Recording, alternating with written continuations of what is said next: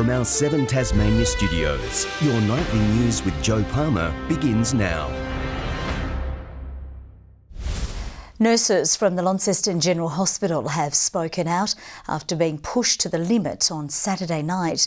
Unions are calling for an urgent review of escalation policy following conflicting accounts over whether management shut down requests for a code yellow. Days after dealing with one of the worst nights in recent memory, Launceston nurses are proud, but also fed up. We worked really hard. There wasn't many breaks that were taken, and we did push through. We got everyone seen that needed to be seen, and we managed to keep this department as safe as we possibly could under the circumstances. The union says more than 35 people were in the emergency department on Saturday, while another person waited up to 16 hours in an ambulance. Conflicting accounts have also emerged over whether staff requested a code yellow, and there are now calls for Launceston to copy the escalation policy used in the Royal Hobart Hospital. Escalation of level 4 means all staff that have decision-making capacity are on deck working with the staff in the emergency department, reviewing patients. It's unclear if the government will consider an overhaul. It is appropriate for our health professionals to make the calls about what's necessary in an operational sense to keep our hospitals safe. Labor argues it's just a sign of the times. What is really concerning is that the crisis at our hospitals is getting so bad that we are now making up new crisis levels in order to respond to it. Sean McComish, 7 Tasmania News. The family of a Tasmanian man are reeling from his death in the Philippines. Anthony Wilson from Margate was killed after shots were fired into a car in the city of Olongapo on Friday. A woman was also killed and another man seriously injured. Local police have arrested an Australian man over the incident. A much-needed overhaul of one of Tasmania's most congested highways is suffering a major budget blowout. It's been revealed an upgrade of the Hobart Airport roundabout is already $20 million over budget, but the government's played down the figure, adamant the project will go ahead. Every day, almost 30,000 cars drive along this stretch of road. An upgrade at the Hobart Airport roundabout is on the way, but estimates hearings in Canberra have revealed the project's already $20 million over budget before construction even starts. Is it increased the cost? The cost will probably be higher than what was originally envisaged, yes. From what we hear informally from the Tasmanian officials, it's probably more around 50 million now. The overhaul to include an extension of the dual carriageway and a 4-lane overpass to combat growing traffic congestion. We've known for a long time that this project is a very complex project. We want to make sure we get it right.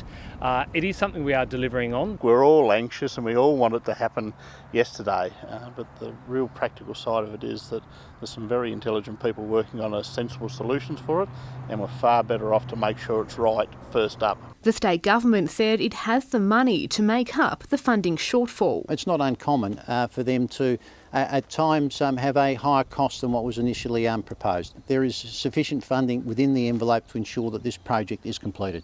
And the infrastructure concerns continued, with the replacement Bridgewater Bridge once again under fire. Hearings also revealing the project cannot be given a concrete start or finish date until a revised business case from the state government is received, expected in 2020. We are so far behind on infrastructure projects in Tasmania. We don't know how much the roundabout at the Hobart Airport is going to cost. We don't know how much the Bridgewater Bridge is going to cost. The state government has previously said the bridge will be completed in 2024. Michelle Wisby, 7 Tasmania News. A proposal to test Tasmanian councillors for drugs and alcohol won't go ahead. Hobart City Council workers are subjected to the testing, but not elected members. So Alderman Jeff Briscoe and Tanya Dennison put forward a motion they said would correct that anomaly. But last night, the council voted against preparing a report on the idea. A man was left trapped in the aftermath of a crash on the Domain Highway in Hobart around 1:30 this afternoon. 5 vehicles, including a truck, were involved in the collision. Emergency crews blocked the road as they worked to free a man from the wreckage of a vehicle. Tas Fire extracted one male person from one of the vehicles. He sustained minor injuries and was transported to the hospital. A second male in the second vehicle was also transported to hospital with minor injuries, and investigations are still continuing into the cause of the accident. The road was reopened an hour later. And a driver has had a lucky escape after a four-wheel drive slammed into a truck near Exeter. Emergency crews were called to the Frankfurt Road just after 9 this morning. Despite the car being heavily damaged, neither drivers were harmed. Two specialty vessels have started sea trials in the Derwent River as they prepare to sit alongside a new state-of-the-art icebreaker. The barges are set to boost Australia's Antarctic capabilities thanks to the Tasmanian construction project spanning 3 years. Finally taking to the water, this moment 3 years in the making. Sea trials beginning for these two Tasmanian-built landing barges, destined to work in the harshest of Antarctic conditions on board the new icebreaker Noyina. They're a key component of the whole shipping capability, so both barges will be on the ship at all times when it goes south. These 16-metre long, 6-metre wide barges were specially built to carry cargo to and from shore, a crucial part of the shipping process. We don't have any major wharf facilities in Antarctica or on Macquarie Island, and these are the lifeline between the ship and the shore. They're made to carry 45 tonnes of deck loading in the form of a truck, and they're made to work in sea state 1 at 50 knots. The barges got their first tick of approval only yesterday, following a complex 12-person build. Trials in the Derwent will now include testing speed, propulsion and manoeuvring before they're ready to head south. They'll be part of the first resupply voyage of Noyina, which will be voyage 1 next year, in around October, November. Michelle Wisby, 7 Tasmania News. Export figures from Tasmania are on the rise, according to new information released by the state government. They show that between August 2018 and 19, Tasmania exported over $3.7 billion worth of goods. Extremely important for Hill Farm. It makes 60% of our sales. Last year, our sales increased by 51%. Locally made products are a big hit for overseas markets, with the Hill Farm Preserves owner recently winning the 2019 Women in Export Award. A 21-year-old Hobart man has been arrested and charged with trespassing while undertaking a tree sit protest in the Tarkine. Andy Shalushi had climbed a 20-metre tree to protest against logging of the forest. Here's the largest temperate rainforest in Australia, and you're logging it. You're destroying it. You want to burn it. Let's turn that around and protect it. I think it's another example of people who have a view about the world, expressing it in a way which stops people from going to work. Tasmania Police says it supports people's rights to protest, but urges them to consider the way they do it. The man is due to face court in December. The future and sustainability of the Royal Hobart Show will be in the spotlight in the coming days as UTAS researchers look into what attracts people to the event. The show is nearing its 200th year and organisers are working tirelessly to ensure the agricultural-based event will remain popular in years to come. At 5 days old, these little lambs are already the stars of the Royal Hobart Show. They, along with other young animals, adored by residents of a local nursing home. She's all snoozed up on my shoulder. They're receiving a sneak peek before the gates open to the wider public tomorrow. And they're all lovely, and they're well fed, obviously. The man who raised them, Rolly Calvert, witnesses the joy young animals bring to those young and old. He's been part of the animal nursery for more than 4 decades and says it's a crucial part of the event and is its most popular exhibit. It's a little bit same reaction from the little ones to the not so little ones, get the same enjoyment. The popularity of such exhibits will be the focus of a project undertaken by UTAS, with researchers looking into how community members would like to see the event into the future. It's also critical that we keep the shows alive. They're all about promoting agriculture. They're all about switching, in our case, city kids onto agriculture, educating them, engaging them. These students know all too well the values agriculture can instil. They've spent months caring for these calves in preparation to show them here. breaking him in, washing him, brushing him, spending time with him, bonding with him. The gates open at 9 in the morning. Louise Hedger, 7 Tasmania News. Tasmanian trainer Adam Trinder will have his best hope to date of claiming the coveted plate, with his horse Mystic Journey set to start from the ideal barrier. And he decides to go with barrier number 6, which is the most successful barrier with 11 wins since 1939, including Winks last year. The 4-year-old mare is set to start one of the favourites for Saturday's race after taking out the 1400-metre PB Lawrence Stakes at Caulfield back in August. It's been a dream day for 3 young Tasmanian footballers who are set to realise their AFLW dreams after being picked up in today's draft, with the trio now all bound for the North Melbourne Kangaroos in 2020.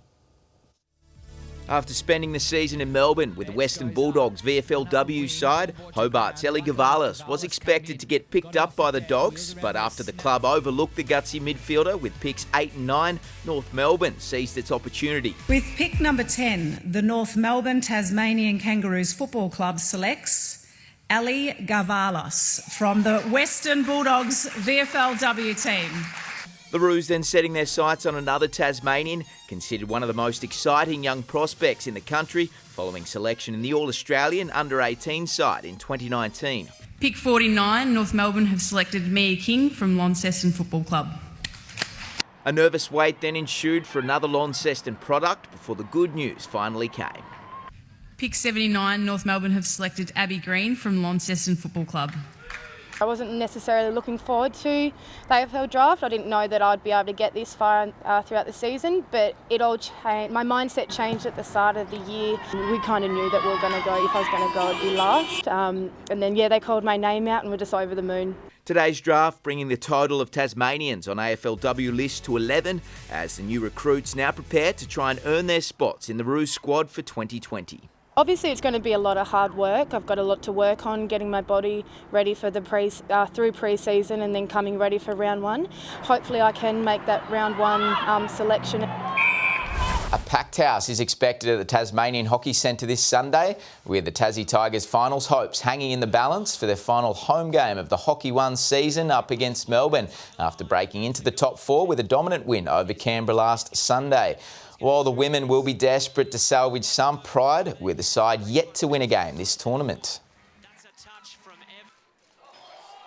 We win this weekend, we're pretty much cemented in the 4, and that was always our aim coming into this season. So to be able to do it with a game to spare would be really nice. And coming into the next 2 games, we just want to put a full 60 minutes of hockey on the field and hopefully get some goals and just keep building on what we already have. The men's match begins at 2 p.m, followed by the women's at 3:30. Good evening. Temperatures warm around the state today, up to 9 degrees above average in some areas. Hobart 21, Launceston 20, Burnie and Devonport 16. Temperatures did range from -4 at Lyawini. Lyawini, by the way, moved up to 22 during the day and nearly scored that rare feat of the low and the high, but was pipped by Campania, Grove and Bushy Park on 23. Ouse 21, Friendly Beaches 20, St Helens 17, Strawn and the Islands 15 degrees. Low cloud moved over the west coast and the north today, but quickly cleared. A thin band of cloud hovered and moved slowly from south to north. Patchy mid to high cloud drifted over South Australia and New South Wales, with another area over central Western Australia. Afternoon cumulus cloud formed over Queensland and northern New South Wales. Tomorrow, a high over the Tasman shoots a ridge our way. A cold front clips our south, with another well to the west. As usual, the troughs continue over the mainland. West to northwesterly winds at 10 to 20 knots. They may reach 30 knots over the far south, and a shift to the south-southeast will occur over the east in the afternoon. A strong wind warning in the south from Tasman Island to Low Rocky Point. Hobart for tomorrow, 22 and partly cloudy. Geeveston 21 and 23 for Bothwell. Launceston tomorrow expecting a high of 23, partly cloudy, bit of cloud over Devonport, but fine at 18 and 24 the expected high for Cressy. 21 for Burnie and partly cloudy. Strawn 17 and 19 for Curry on King Island. And 23 for St Helens. Swansea up to 21 degrees, as well as Orford. On Thursday, fine with northwesterlies freshening during the day. Showers over the west on Friday, extending statewide late morning, with with little over the east, and on Saturday showers contracting to the west and far south in the evening, maybe a thunderstorm over the west and north. An afternoon shower forecast for Perth. Sunny weather for Adelaide and Melbourne. Actually fine, warm and sunny weather also for Canberra, Sydney and Brisbane. Mostly sunny in Hobart, 16, 17 right now in Launceston, sunny weather and 13 degrees in Devonport. And Joe, thank you very much for your gift of that travel voucher. I might use it next week and the week after. Happy 59th birthday, Murph. Big one next year, can't wait. All right, that's all from the news team for now. We'll see you a bit later with updates. Bye-bye.